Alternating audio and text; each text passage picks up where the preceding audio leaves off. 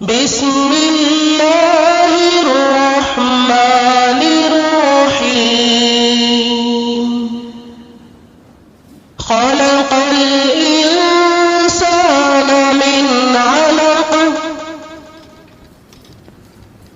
اس نے انسان کو جمع ہوئے خون سے پیدا کیا ہے۔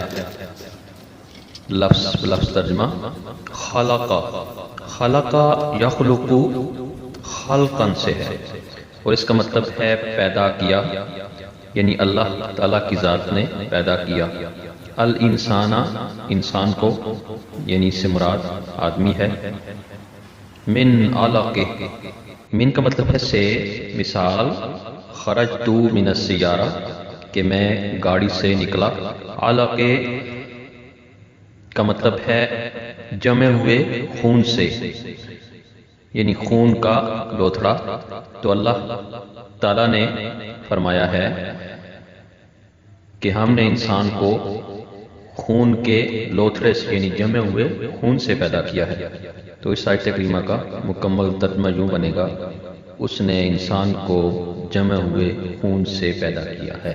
آپ ہیں عرب و عجم جن و بشر کے پیشوا، دو جہان دائے سرور او محمد محترم، جیند تاب جنت آدم سب عرب تے سب عجم۔